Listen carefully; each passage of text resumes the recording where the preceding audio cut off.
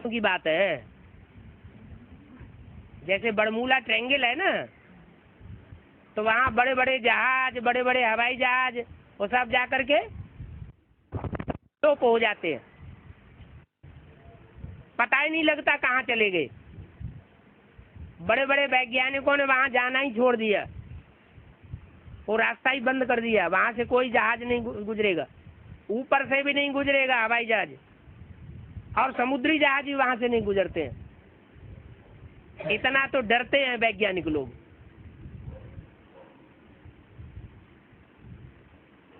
फिर उड़न तस्तरियों की बात, जो अपना रूप धारण करता है और बिगाड़ लेता है। दुनिया में जीवन होने के लिए सूर्य से निश्चित दूरी चाहिए। जैसे पृथ्वी है, पृथ्वी का जो कर्क रेखा से लेकर के मकर रेखा तक का जो हिस्सा है, नहीं आसपास तक का, उसमें जीव जंतु है। और नॉर्थ पोल और साउथ पोल, ये सूर्य की किरणें तिरछी पड़ती हैं, माना दूर पड़ जाता है वो हिस्सा, तो वहां साल भर बर्फ जमी रहती है। मीलों ऊंचे पहाड़ बर्फ के जमे हुए हैं, वहां कोई जीव जंतु नहीं होता। तो जब पृथ्वी पर ही ये हालत है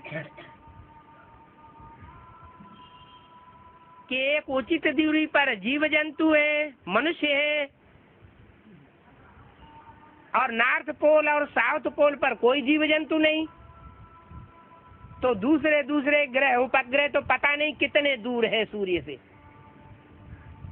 और कितने नजदीक हैं।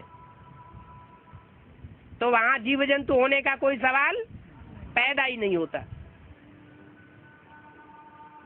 ये तो भय का भूत है जो मनुष्य को खाए जा रहा है, कि पता नहीं इस दुनिया की आबादी कितनी बढ़ती जाएगी, आगे चल के क्या होगा। इसलिए दूसरे दूसरे मंगल आदि ग्रहों पर जाकर के प्लाट खरीद ले रहे। ऐसा कुछ है नहीं,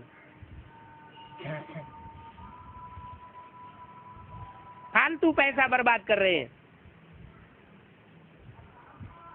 ज्यादा सेख ही दिखाएंगे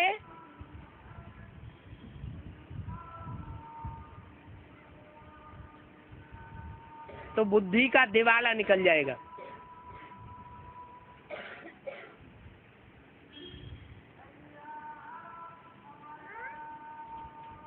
एक है साइंस,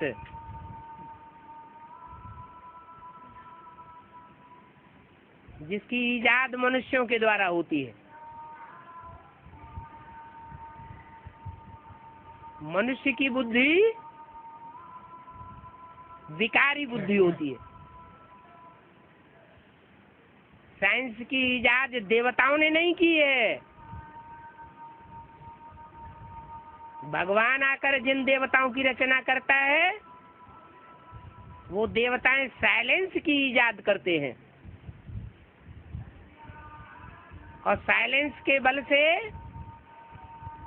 सतयुग त्रेता की रामकृष्ण की दुनिया चलती है, जहाँ कोई साइंस का ऐसा साधन नहीं होगा।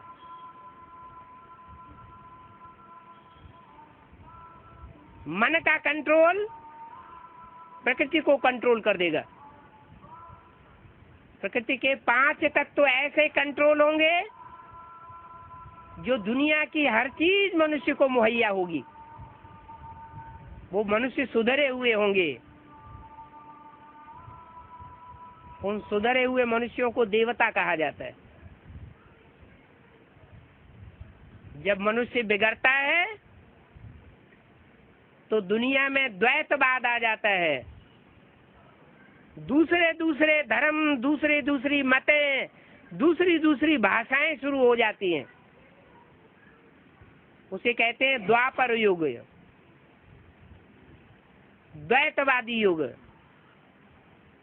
इब्राहिम, बुद्ध, क्राइस्ट, गुरु नानक, ढेर धर्म पिताएं आकर के अपने अलग अलग धर्म स्थापन कर देते हैं, अलगाववाद हो जाता है।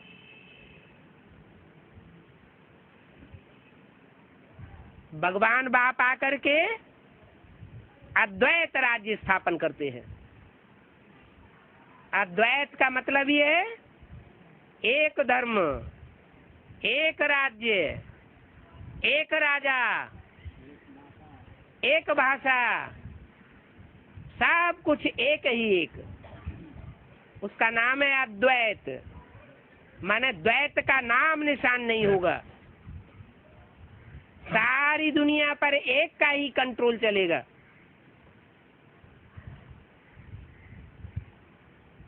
मनुष्यों ने इस दुनिया में, रावण राज्य की दुनिया में, भगवान के राज्य को फॉलो करने के लिए प्रयास किया। मनुष्यों ने भी सोचा हम भी एक छत्र सम्राट बनेंगे सारी दुनिया के। नेपोलियन बोनापार्ट,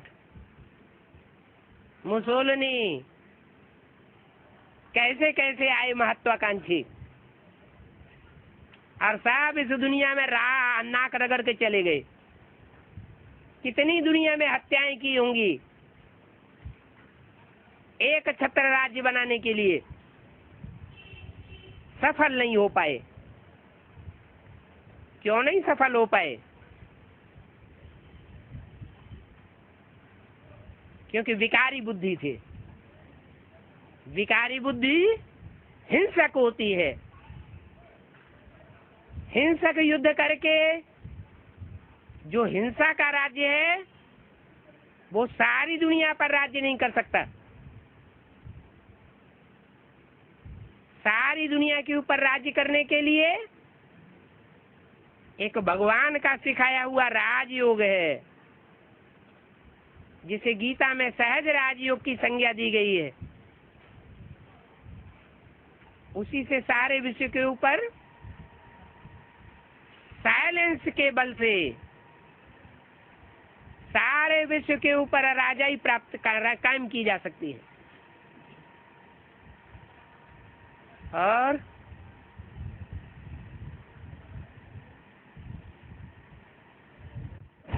हाँ जी, राज्य का गवर्नमेंट,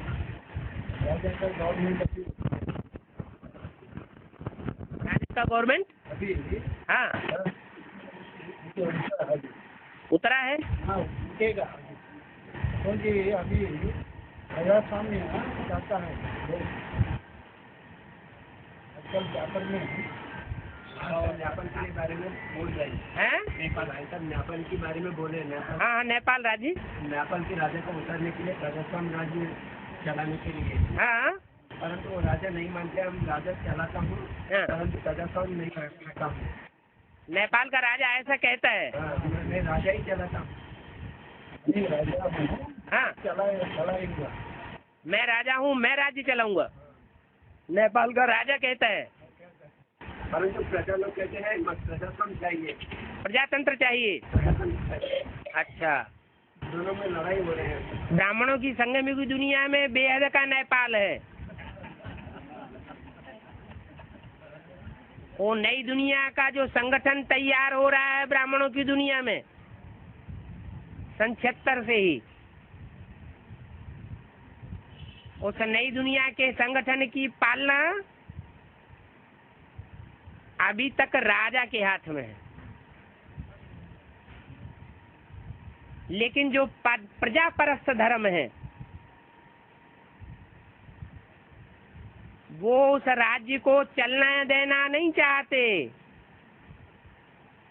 इसलिए वो उखाड़ पछाड़ करेंगे। भगवान बाप आकर के बताते हैं प्रजा के ऊपर प्रजा का राज्य है बेकायदे राज्य। राजा का जो राज्य है वही कायदे का राज्य है। वो राजाई मैं आकर के स्थापन करता हूँ। मनुष्य को अधीन बनाना सिखाता है, और भगवान आता है तो मनुष्य को राजा बनना सिखाता है। ये राजाई का कॉलेज आकर खोला हुआ है, जहाँ राजाई सिखाई जाती है, राजाई की ट्रेनिंग दी जाती है। स्वतंत्र रहो और स्वतंत्र रहने दो, ऐसी राजाई सिखाई जाती है। नेपाल में दुनिया का सबसे बड़ा राजतंत्र चला। इतने लंबे समय तक दुनिया के और किसी देश में राजतंत्र नहीं पनप सका।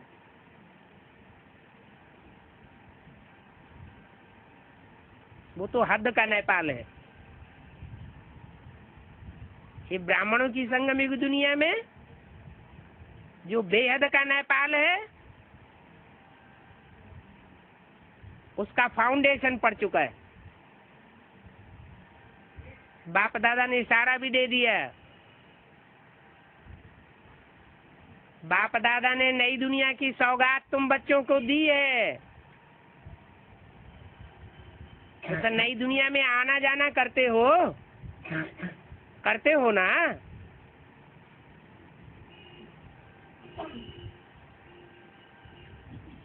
तो सूर्यवंशियों का राज यज्ञ के आदि में भी स्थापन हुआ था। जो ब्राह्मणों की दुनिया में विधर्मी इकट्ठे हुए थे, उन्होंने सबने मिलकर के माँ को बरगलाए लिया और सूर्यवंशियों को वहां से भगा दिया।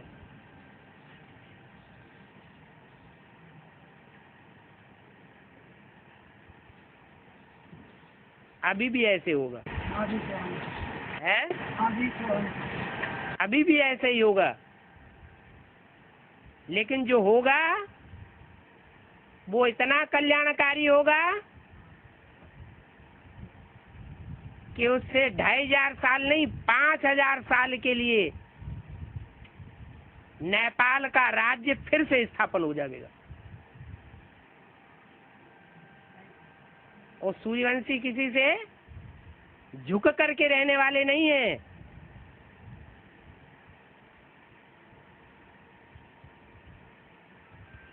विधर्मियों से सदैव टक्कर लेते रहे हैं।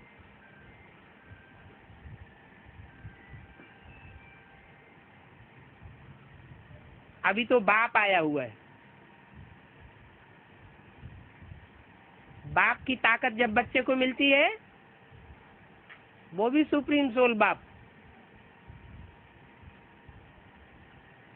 तो बच्चे हार खाने वाले नहीं हैं। लेकिन बच्चे नंबरवार जरूर हैं। क्या कंपिल में कब तक भर्ती चलेगा? कंपिल में भट्टी तब तक चलेगा जब तक विजय माला मैदान में नहीं आती।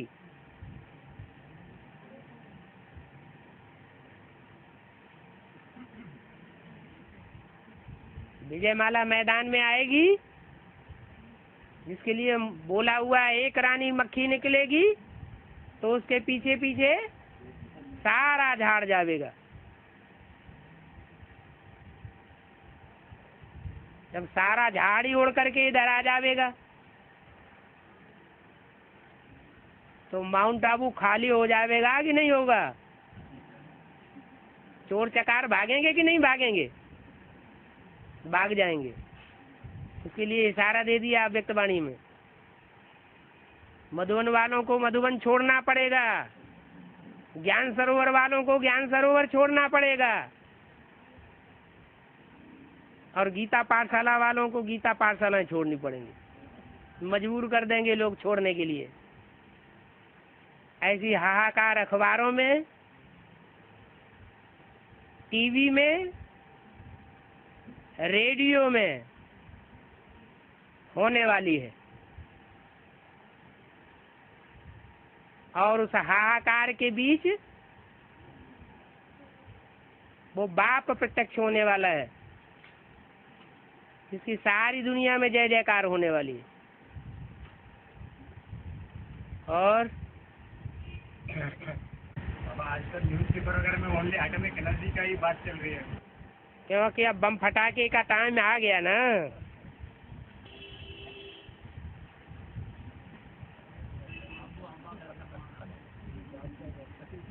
बाबा ने बोला है आगे चल करके सारा आबू माना माउंट आबू ही खरीद करना पड़ेगा। क्या कितने बच्चे होंगे बाप के जो असल सूर्यवंशी होंगे? ऐसे नहीं चंद्रवंशी से फिर सूर्यवंशी बनेंगे, वो हैं ही असल सूर्यवंशी। वो टोटल कितने होंगे? 9 लाख। उनमें चंद्रवंशी नहीं होंगे हैं? उनमें आधीन रहने वाली रानियों के भाव स्वभाव वाली आत्माएं नहीं होंगी? कितने होंगे? 4.5 लाख। विशाखापट्टनम की आबादी कितनी है? विशाखापट्टनम की पॉपुलेशन कितनी है? हैं? हैं? 10 लाख। तो इतने एरिया में फैला हुआ है। और माउंट आबू तो छोटा सा पहाड़ है,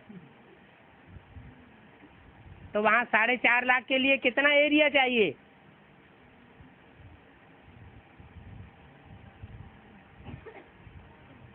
बाप के बच्चे बाप के घर में आके रहेंगे या दुनिया के प्रभाव में रहेंगे? हैं? बाप के घर में रहेंगे, तब सच्चा सच्चा कहेंगे सब ताज हर बाजू। अभी तो कोई किसके पीछे पड़ा है, कोई किसके पीछे पागल हुआ पड़ा है।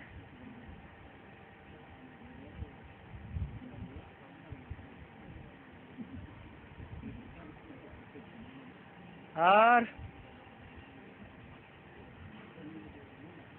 क्रिश्चियन मुसलमानों को कब्जा करते जा रहे हैं, एक एक कंट्री को अपना बनाते जा रहे हैं। हाँ जी हैं?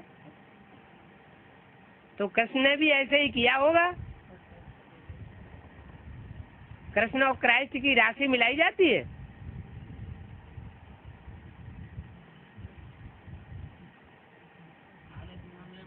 आपस में एक दूसरे को लड़ाए के खुद राजा ही ले लेते हैं। फूट डालो और राज्य करो।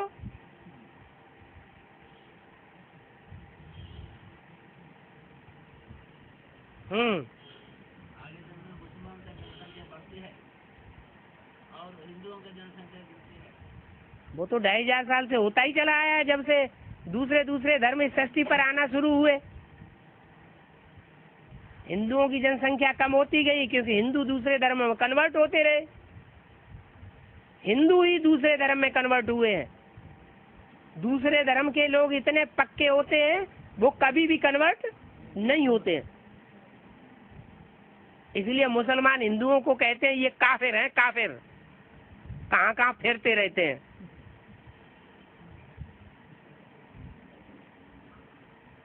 कहीं मुसलमान बन रहे हैं, कहीं क्रिश्चियन बन रहे हैं, कहीं बौद्धी बन रहे हैं। इनका कोई धर्म ईमान नहीं, ये है काफिर।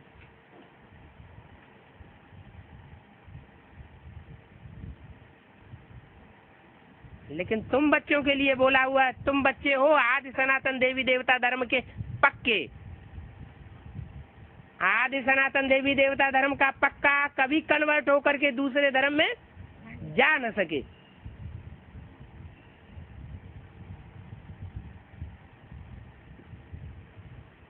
कुछ तो होंगे। दुनिया से सत्य हमेशा के लिए गायब थोड़ा ही हो जाता है।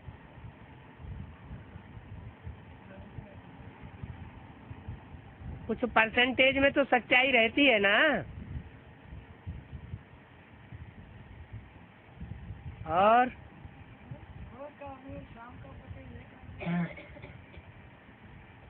सुबह का अमीर माना, सुबह माना सवेरा, सतयुग। सतयुग में जो विश्व का बादशाह नारायण बनता है, वो कलयुग के अंत में भिखमंगा बन जाता है। सीढ़ी के चित्र में कांटों की सैया पर पड़ा हुआ है नीचे, और दूसरे धर्म की आत्माएं उसको भीख दे रही है, कटोरा फैला हुआ है।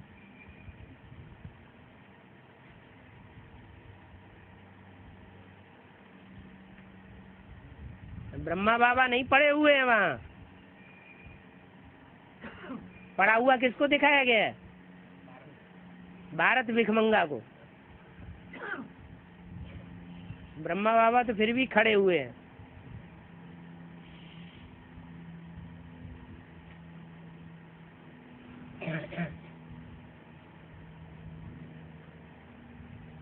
तो सुबह का अमीर और शाम का फकीर।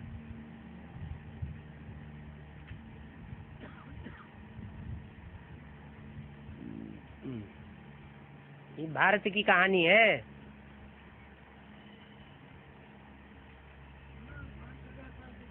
हैं? 5,500 साल की?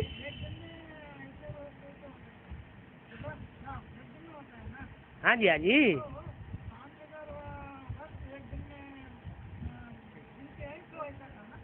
शाम माने रात के 12 बजे तक, सुबह माना सुबह 4 बजे से लेकर के सवेरा होता है 4-5 बजे से। हाँ, पहले रुद्रमाला बनती है, फिर बाद में बनती है विष्णु की माला। विष्णु की माला जब बनती है तो उसमें रुद्रमाला के मणके पिरोए जाते हैं। रुद्रमाला के मणके जब पिरोए जाते हैं तब वो युगल दाने की माला बनती है। वो है रानियों की माला, जो भारत की रानियां हुई हैं, जिन्होंने पवित्रता के लिए अपने शरीर को भी होम कर दिया। विधर्मी राजाओं के चुंगल में अपने शरीर को परतंत्र नहीं होने दिया। विधर्मी उनके तन को छू भी नहीं सके। वो है भारत की रानियां, रानियों की माला, विष्णु माला, वैजयंती माला का मतलब है विजय अंती। अंत में जिन्होंने विकारों पर विजय प्राप्त करके दिखा दी। हाँ जी। रुंड माला, रुंड माना नीचे का हिस्सा, रुंड, और ये हुआ मुंड। मुंड माला माना रुद्र माला, उसमें मुख दिखाए जाते हैं। कोई में 1 मुख, कोई में 2 मुख, किसी में 10, किसी में 12। वो मुख लेने की यादगार है।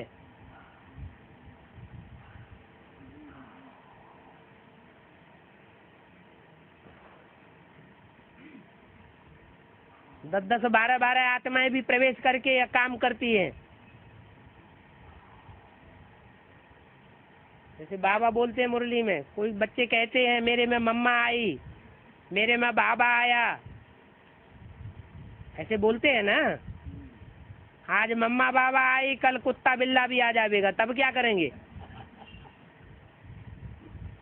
इसलिए कहते हैं मैं एक मुकर्रर रथ में आता हूँ।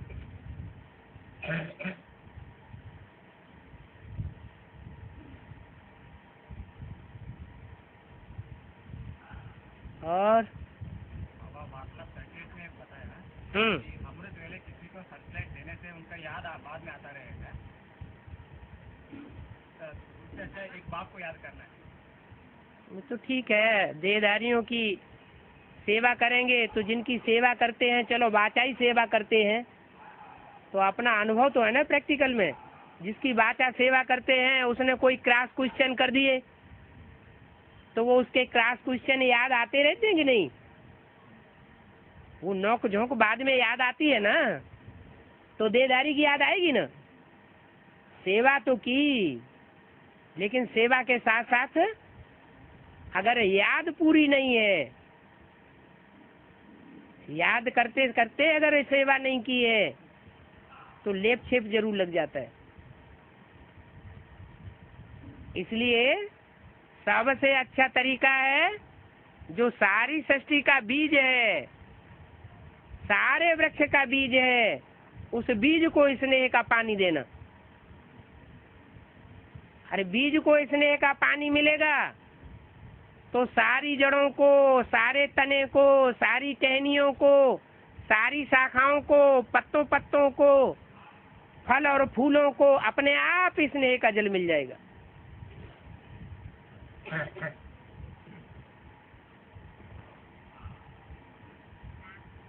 हाँ,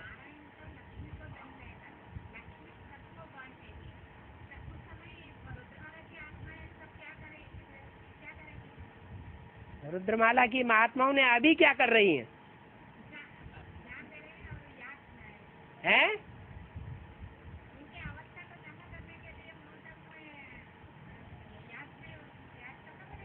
याद तो करना पड़ेगी ना, जब अभी तक उन्होंने याद नहीं किया, देहधारियों में फंसते रहे, तो उस समय माउंट आबू में तपस्या करनी पड़े ना। और वो स्वर्ग में आराम करेंगी कौन है? जो पवित्र बनते जाएंगे वो नई दुनिया में जाएंगे, नई दुनिया के संगठन में। और जो पवित्र नहीं बन पाएंगे उनसे कहेंगे तुम विश्व की बादशाही संभालो, आओ कांटों की दुनिया में। जब ज्यादा थक जाओ तो माउंट आबू पहुंच जाओ तपस्या धाम में। तप करे राज, राज कर नर का। तपस्या करो तो राजाई करो, तपस्या करके राजाई की शूटिंग करो। और राजाई में अहंकार चढ़ता है। अब अहंकार चढ़ता है तो उल्टे पलटे काम करते हैं, उल्टे पलटे डायरेक्शन देते हैं, फिर नरक में गिरते हैं, दुखी हो जाते हैं। फिर जाके तपस्या करो।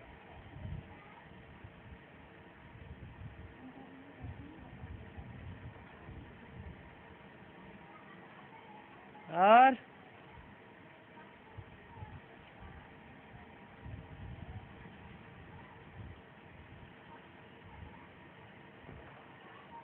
गैप नहीं देना चाहिए।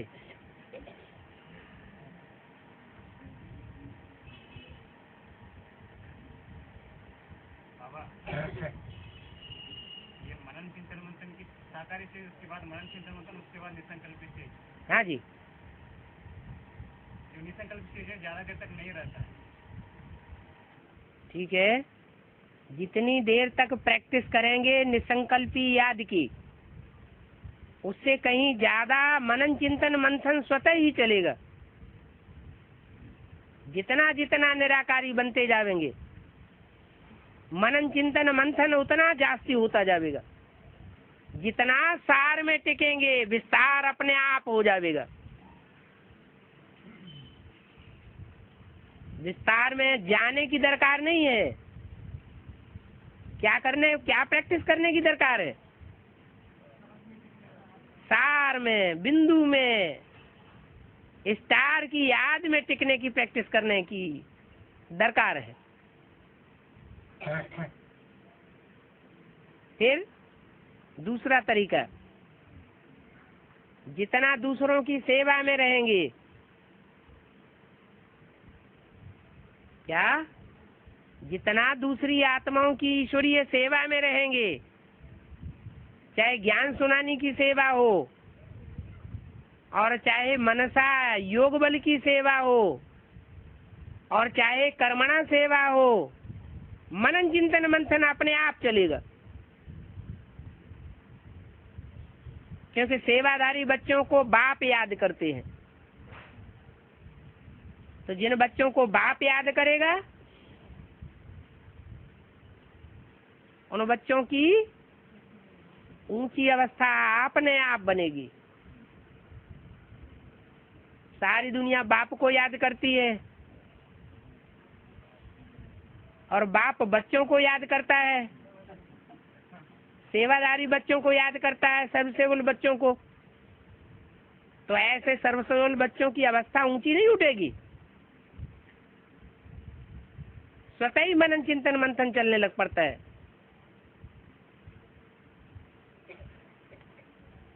और तीसरा तरीका,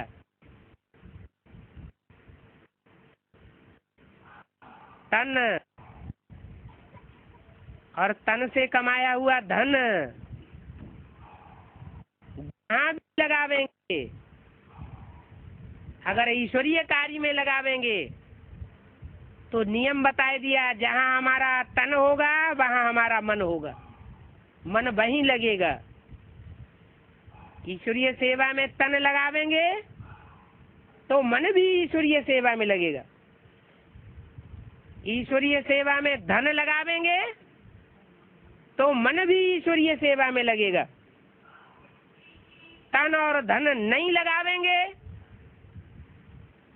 तो मन नहीं लगेगा। जहाँ तन की ताकत लगावेंगे देहधारी में, वस्तु में, और जहाँ धन की ताकत लगावेंगे जिस देहधारियों में और वस्तुओं में, वहीं मन भी जाएगा। उन्हीं देहधारियों की, उन्हीं वस्तुओं की याद आती रहेगी।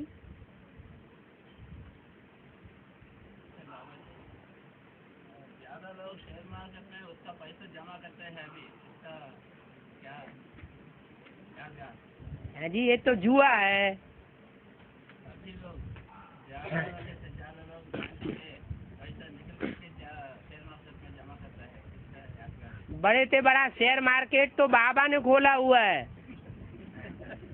उन शेयर्स में तो घाटा होता रहता है। ये बाबा के शेयर मार्केट में पैसा लगाएंगे तो कभी भी घाटा होने का सवाल ही नहीं। और गारंटी दी है कि जितना भी पैसा लगावेंगे इस ईश्वरीय बैंक में, वो यहाँ का यहाँ इसी जन्म में भी वापस करूंगा।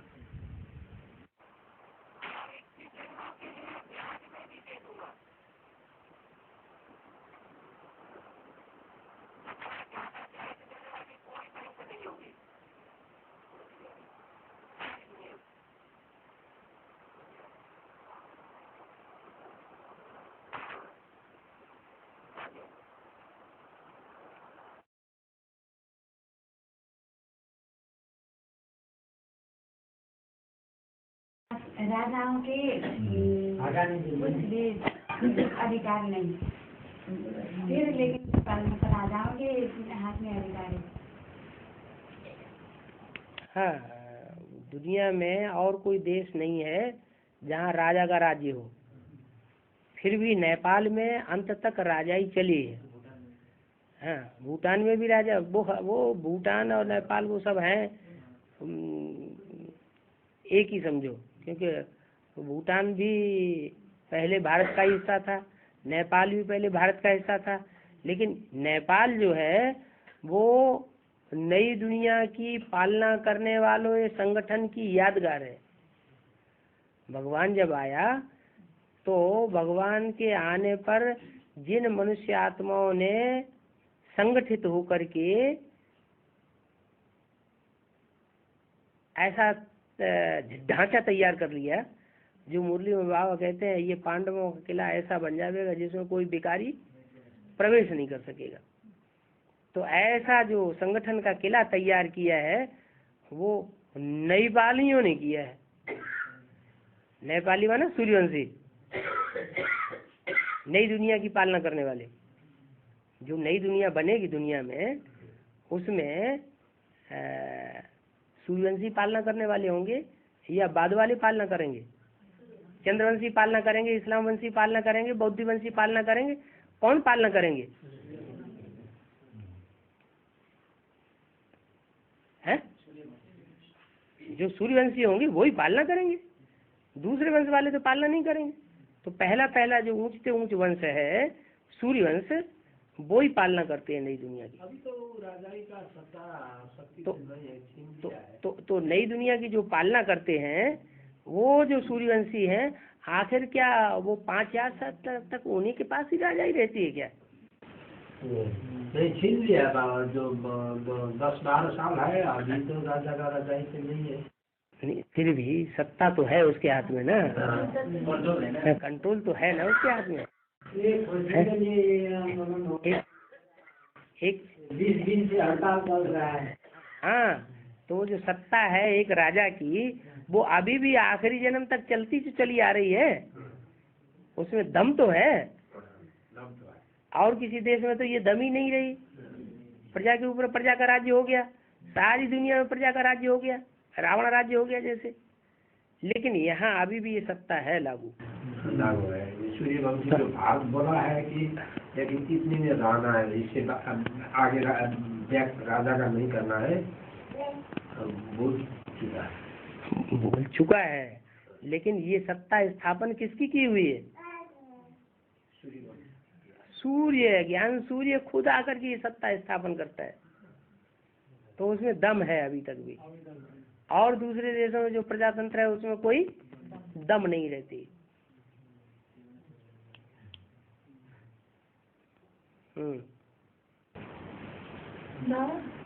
ये भक्ति मामलों में सीता के जन्म जमीन से निकली हुई दिखाया है, इस तरह से क्या है? सीता माने ठंडी, सीता माने शीत, ठंडी। और जो सीता है उसका जन्म जमीन से दिखाया गया है। जमीन माने धरणी, धरणी माने धारणा शक्ति। धरणी जो है वो पहले छोटी थी, भारत में ही धरणी थी, और सारी दुनिया में समंदर था। या कौन से युग में? सतयुग में। पहले छोटी धरणी थी, फिर जैसे जैसे ऊपर से आत्मा उतरती जाती है वैसे वैसे धरणी फैलती जाती है। द्वापर युग में बहुत फैल जाती है, फिर कलयुग में और ज्यादा फैल जाती है। तो ये जो धरणी है वो धरणी में से सीता का जन्म होता है, शांत स्वभाव वाली। तो यहाँ भी तो ज्ञान मार्ग में 2 माताएं बताई हैं। क्या है?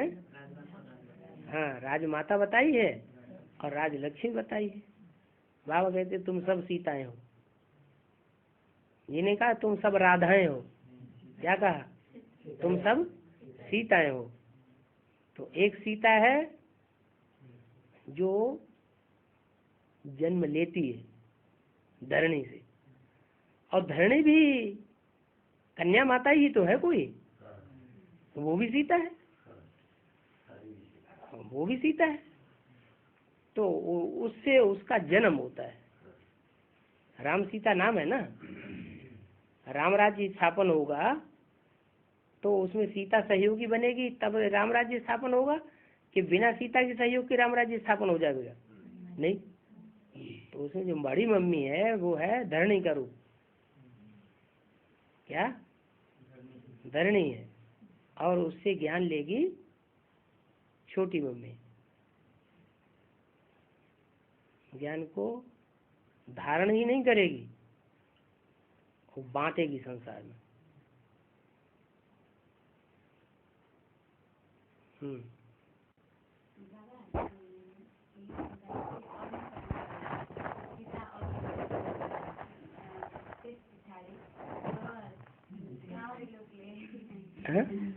और भी परीक्षा, और परीक्षा के बाद फिर सीता वन धरवाने के लिए स्थान नहीं, इसलिए जब क्या कह रहे हैं? सीता को जो अग्निपरीक्षा किया है सच्चाई के लिए, सच्चाई करके भी बाद में उसका ठाने का। तो धरणी बताई ना, हाँ, तो धरणी जो है वो राधा तो नहीं है। धरणी के ऊपर सब धर्म वालों ने राज्य किया है या सिर्फ भारतवासियों ने, देवताओं ने राज्य किया है? धरणी के ऊपर सिर्फ देवताओं ने राज्य किया है? सब धर्म वालों ने राज्य किया है? नहीं, अधीन होती है सबके। हाँ, वो धरणी माना धरणी माता है, सारे जगत की माता है। सारे जगत की माता माने जगदम्बा है। जगदम्बा के ऊपर सबका हक है, जैसे दिल्ली के ऊपर सबका हक है। दिल्ली के ऊपर हर धर्म ने राजाई की है। तो जो है तो वो वो जो राजधानी, जो दिल्ली राजधानी है, वो ऐसी राजधानी दुनिया में और कोई भी देश की राजधानी नहीं है जहाँ हर धर्म ने अपना राज्य किया हो।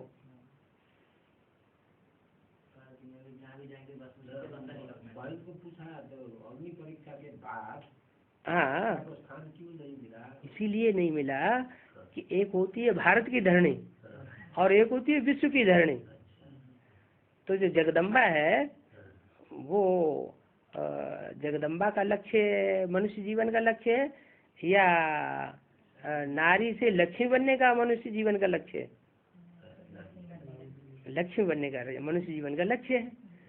तो जगदम्बा जो धरणी बनती है वो लक्ष्यबद्ध होकर के नहीं काम कर पाती, लक्ष्य नहीं है जीवन का, इसलिए फिर उसको फिर भी जंगल में जाना पड़ता है अग्नि परीक्षा के बाद भी, क्योंकि लक्ष्य पूरा प्राप्त नहीं किया। और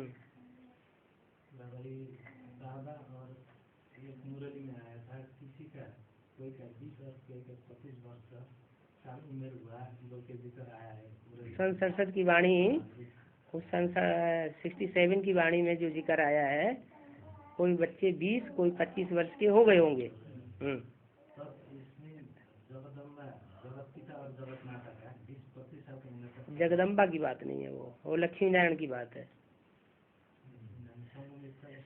हाँ, संगम युगी लक्ष्मी नारायण में से जो 76 में जाकर के जिनका जन्म होता है उनकी बात है। सन 67 में जो 20 साल की हो गई वो सन 47 में उसने जन्म लिया। हाँ, और जो 25 साल का हो गया उसने 42 में जन्म लिया। तो अभी यहाँ हम लोग का ये गीता माता का उम्र और जगत पिता का उम्र में अभी डिफरेंस दिख रहा है, इसलिए 5 साल का डिफरेंस हुआ ना। जगत माता जगत पिता नहीं, वो जगत माता की बात नहीं है, लक्ष्मी और नारायण की बात है। हाँ जी, लक्ष्मी और नारायण के जीवन में 5 साल का डिफरेंस है। महालक्ष्मी उसे कहा जाता है जब जगदम्बा और लक्ष्मी दोनों के संस्कार मिलकर के एक हो जाए, तब कहेंगे महालक्ष्मी। तो ये 3 जो सब फर्स्ट में 3 इकट्ठा 3 के साथ में बाबा आते हैं, ये त्रिमूर्ति का बात आया है सबसे फर्स्ट में सबसे साथ। उस टाइम में और ये 3 मूर्ति का अभी बीच में जगदम्बा का अभी उम्र में थोड़ा कम दिखेगा, इसीलिए समय भी थोड़ी वार्तालाप के चर्चा में उसका थोड़ा बात आया था बीच में। अभी कमला देवी बेटी की उम्र कम होने के वजह से लोगों का ये हो रहा है कि अब मम्मा को तो बाबा को उम्र का लगभग होना चाहिए, अभी तो छोटा उम्र लग रहा है इसे अभी। तो उससे क्या अंतर पड़ता है? तो इसका बीच में एक मुरली में आया था कि कुलाड़ी से 20-25 से इससे क्या, इसका क्या कनेक्शन? कुलाड़ी से मारा तो कुल्हाड़ी से मारा, वो कोई भी माता दूसरी हो सकती है, तो बहुत अच्छा ऊंच पद पावेगी। तो ऊंच पद पाने वाले तो कोई अकेली जगदम्बा ही थोड़े ही है, और भी तो हैं ऊंच पद पाने वाले। अष्टदेव भी तो ऊंच पद पाने वाले हैं, कोई भी माता हो सकती है। हाँ, ये तो कोई जरूरी नहीं, ऐसा तो कोई पक्का प्रूफ मिलता नहीं। बीच में तिरुमूर्ति ऐसे हो गया, उसने फिर दूसरा जन्म लेने के लिए तो कुलाड़ी में कहीं ऐसा घर में जन्म लिया कहने के घरों में, उसने कुलाड़ी में मार करके उसको उसका दिया तो मिला दिया, तो बाद में जन्म लिया इधर में। जहाँ से भी जन्म लिया होगा एडवांस पार्टी में, वो क्या बता पाएगी? जो हम लोग तो बोल रहे हैं जगदम्बा ही तो जो होगा, हम तो दिमाग में ऐसे भरा हुआ था कि जगदम्बा तो 5 जो बीच में था ना। हाँ, तो ये अनुमान के आधार हुआ ना, अनुमान से तो उल्टी बात आ सकती है बुद्धि में। मुझे भी ऐसी ऐसा वार्तालाप में ऐसे बात था, क्लियर नहीं था। हाँ जी, हाँ जी, बताने वाला भी बताया कि जब पुरुष किया था कराया था उस समय भी बताया। हाँ जी, बताया पुरुष कराया तो बाबा, ये भक्ति मार्ग में श्रवण कुमार ने अपने माँ बाप के कंधे पर बिठा के उन्हें घुमाते फिराते थे। फिर उस श्रवण कुमार को दशरथ ने बाण से श्रवण कुमार को मार दिया, मार डाला। उसका बाप ने उसके माँ बाप ने श्राप दिया। इसका रहस्य क्या है बाबा? ये ज्ञान में ये भक्ति मार्ग की बातें बनाई हुई है या 52 ज्ञान में बोला गई? अब ये भी तो बताया, भक्ति मार्ग की उतनी बातें उठाओ जितना बाबा ने बोला है कि मैं शास्त्रों का सार सुनाता हूँ, बाकी सब क्या है? भूसा है। अच्छा छोड़ दो। हाँ, नहीं तो भूसे में हम खुद दब के रह जाएंगे। हाँ, उठाना है। हाँ जी, हाँ जी, हाँ। कौन? हाँ, 2 आदि के और एक मध्य का ब्रह्मा बाबा, और 2 अभी फिर वही जो आदि में थे फिर दोबारा जन्म लेके आते हैं। 2 आदि के, जगत पिता और जगदम्बा, बीच में ब्रह्मा बाबा आए, 5वां तीसरा मुख हुआ, और 2 ब्रह्मा बाबा के बाद फिर जगत पिता और जगदम्बा। उनमें जगत पिता गुप्त है और जगदम्बा अभी भी प्रत्यक्ष हो गई।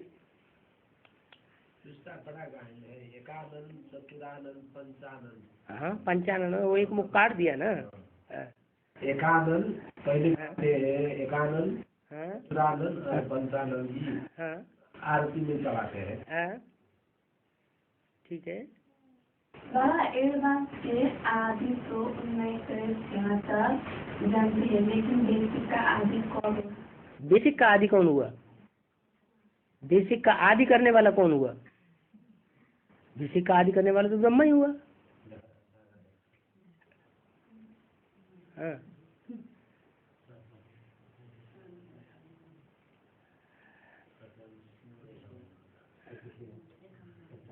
ब्रह्मा के 5 मुखों में से गुप्त कौन सा हुआ? इस बात का जवाब मिला नहीं? जो बाप का पार्ट है प्रजापिता ब्रह्मा वाला मुख, वही तो गुप्त है। हाँ,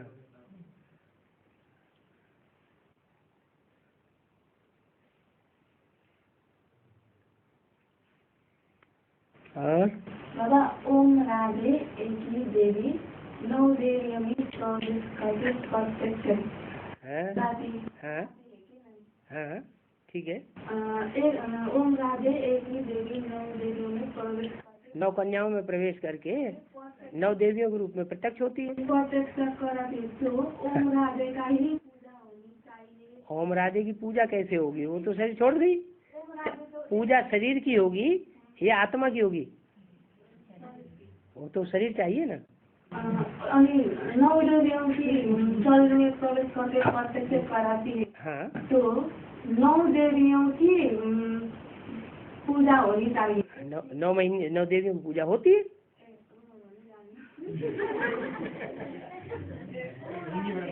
हैं? आगे एक ही देवी हाँ, देवियों में प्रवेश करके हाँ, देवी तो एक ही है। हाँ, लेकिन 9 में प्रवेश करके प्रत्यक्ष होती है। प्रत्यक्ष होती है, तो एक ही देवी की पूजा होनी चाहिए। 9 देवियों की क्यों पूजा होनी? लेकिन एक जो है उसका अपना शरीर नहीं है ना। पूजा जो है वो शरीर की होगी या आत्मा की होगी? तो शरीर की पूजा होती है। भूत प्रेतों की पूजा अपने भारतवर्ष में थोड़ी होती है। ये तो विदेशी लोग हैं, वो उसकी फरिश्तों की मान्यता करते हैं। अपने भारत में तो देवी देवताओं की पूजा होती है जो शरीरधारी होते हैं। हाँ, पूजा का आधार होता है प्योरिटी, और बिना शरीर के प्योरिटी कैसे साबित होगी? शिव बाबा एवर प्योर कहा जाता है, तो बिंदी एवर प्योर कही जाएगी या ज्योति बिंदु किसी शरीर में प्रवेश करके कुछ ऐसा कर्म करके दिखाए जिससे वो एवर प्योर कहा जाए? कर्म करके ऐसा दिखाए जो संसार के सामने एवर प्योर दिखाया जा सके। ऐसा है प्योरिटी का कर्म और कोई नहीं कर सकता देवता। ऐसे ही वो देवी है, वो देवी तो उसका अपना शरीर है नहीं जो ओम राधे का, तो जिन कन्याओं में प्रवेश करके पाठ बजाती है वो 9 देवियों के चेहरे पूजे जाते हैं।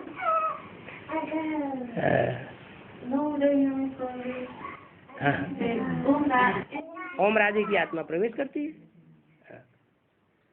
और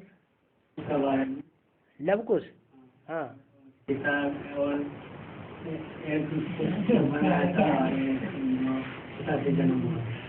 सीता से जन्म हुआ। लव माना प्यार, प्यार भरी आत्मा, और कुछ माना कांटा। तो जो इस्लाम धर्म है उसका जो बीज रूप आत्मा वही लव है, और जो क्रिश्चियन धर्म है जिससे एटम बम बनते हैं वो ही कांटा है। मुरली में है तो घर गृहस्थी में रह कर करके पावन बनना है, पवित्र बनना है। बनने से बहुत भी उलझन आता रहता है। तो उलझन आता है तभी तो भगवान को पढ़ाई पढ़ाने के लिए आना पड़ता है। सबसे दुश्मनी हो जाता है, जो से प्रेम रहता है उससे भी बैरी हो जाता है। अच्छी बात है, तभी तो राजा की ताकत का पता चले। एक तरफ राजा, एक तरफ सारी प्रजा। राजा के लिए यही तो कहते हैं, आधा में जाम आधा में रैयत। जाम माने राजा, आधी सल्तनत जो है, आधी धन संपत्ति राजा भोगता है, राजा का परिवार भोगता है, और आधी में सारी प्रजा पलती है। तो इतनी ताकत राजा को कहाँ से मिली? कुछ ऐसा पुरुषार्थ किया होगा ना, जो करेगा तो पाएगा। कि घबरा रहे नहीं है बाबा जी। हाँ, खुशी होता है, मन खुशी होता है ना, राजा ही मिल रही है और क्या। मन होता है कि दो काम करने का सोचे कि ये काम नहीं करेंगे, हाँ, सोच लेते हैं और फिर उल्टा काम हो जाता है। ओ तो माया पछाड़ती रहती है, लेकिन तुम हिम्मत थोड़ा ही हारे। मन के हारे हार, मन के जीते जीत। तो मन से तुम हार गए क्या? मन से तो हारे नहीं। माया जीते जीत, माया से हारे हार। तो माया से तुम क्या हमेशा के लिए हार गए? अरे बस खत्म बात। साइकिल सवार है, गिर गया, फिर उठ करके एकदम साइकिल पर चढ़ पड़ता है। तो हारा थोड़े ही है। हार उसे, हारा हुआ उसे कहेंगे जो हिम्मत हार जाए। जो हिम्मत नहीं हारा उसे हारा हुआ नहीं कहेंगे। हाँ, गिरा और फिर उठा। हमको बाबा हाँ, अपने में, रिश्तेदार में सबसे किसी से अच्छा से संबंध नहीं है, सबसे बढ़िया है। तो सारी दुनिया एक तरफ और तुम मुट्ठी भर बच्चे एक तरफ, फिर क्या बात?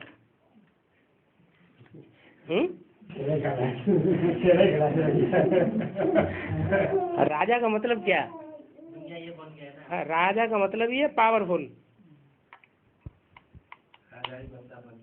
है।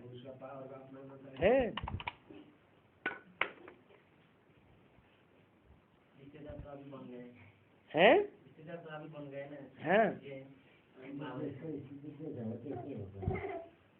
चलो है। हाँ, ये तो सब होना चाहिए ना। ऐसे ही 108 की माला में आ जाएंगे। सामना कुछ भी करना पड़े, सहन कुछ भी न करना पड़े।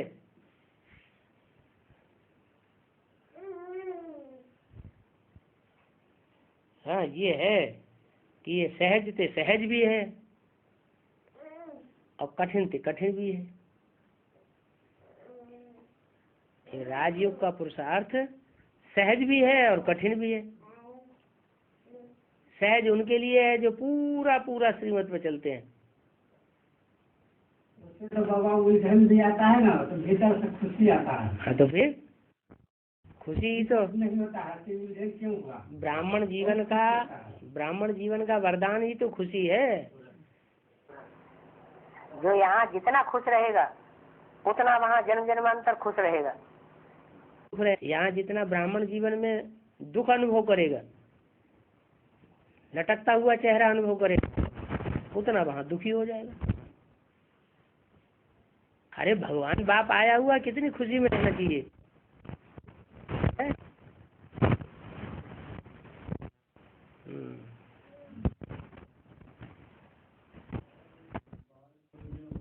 बाप का जो तीन बात है, बाप की जो सदगुरु है, जो अभी टीचिंग के रूप में टीचिंग कर रहा है, टीचर के रूप में टीचिंग टीचर का पार्ट हम प्रैक्टिकल कर रहे हैं, तो ये है क्या? मतलब क्यों नहीं इंड है? बाप का इंड है कभी क्या? बाप का भी इंड नहीं है तो टीचर का भी इंड नहीं है। जब तक जीना है तब तक पीना है, तो इंड कैसे हो जाएगा? और टीचर फिर सदगुरु भी साथ ही चलेगा, और सदगुरु भी चलेगा। तीनों एक ही तो है। बाप भी है, टीचर भी है, सदगुरु भी है। बाप है वर्षा देने वाला, मुक्ति जीवन मुक्ति का, तो अंत तक चलेगा कि नहीं चलेगा? टीचर है पढ़ाई पढ़ने के लिए, पढ़ाने के लिए, तो पढ़ाई तो जब तक देवान में जिएंगे तब तक की पढ़ाई है। देवान खलास हुआ, पढ़ाई भी खलास हो जाएगी। तीसरी मूर्ति आएगी तो बांटेगी। तीसरी मूर्ति कोई बाप टीचर सदगुरु थोड़ा ही है। वो धन बांटेगी बोला उसका। धन बांटेगी कि माना सारी पब्लिक को बांटेगी कि रुद्रमाला के मणकों को बांटेगी? उनको बांटेगी हैं? पालना तो उसी में देने से बांटेगी। क्या पालना देने वाले तो वही लक्ष्मी। हाँ, पालना माने धारणाओं से पालना करेगी, दिव्य गुणों से पालना करेगी। हाँ जी, ज्ञान से पालना तो शिव बाबा ही करता है। ज्ञान से पालना कोई भी देवता या कोई देहधारी धर्मगुरु नहीं कर सकता। हाँ,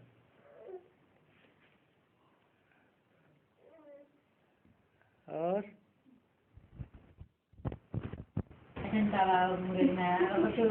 आदि घरको पनि अन्त्यमा पनि त्यही हुन्छ। आदि भगवान अन्त्यमा सुख अहिले छ भने पछाडि पनि सुखै हुन्छ भनेर भने आसन गर्छ। क्या बोले?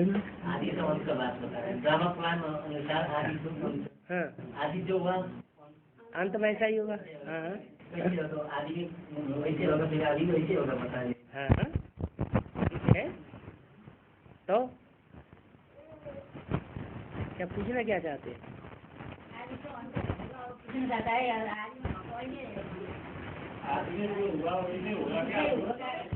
आदि तो अंतर। हाँ, आदि में जो हुआ था अभी तो वैसे होगा क्या? हाँ, क्यों नहीं होगा? क्या हुआ था आदि में? आदि में महाभारत युद्ध हुआ था ना, सन 42-45 के बीच में हिरोशिमा नागासाकी का युद्ध हुआ कि नहीं? यज्ञ भी युद्ध हुआ। ब्रह्मा बाप और ब्राह्मण बच्चे अभी भी वो निमित्त बनेंगे,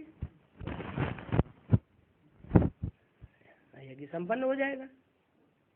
एक मुरली में आता है ना, हिम्मत से बच्चे मदद। हाँ हाँ, बच्चे जितनी हिम्मत करेंगे बाप उतनी मदद करेगा। हिम्मत नहीं करेंगे तो बाप मदद भी नहीं करेगा। कमाने वाला के साथ बात आएगी।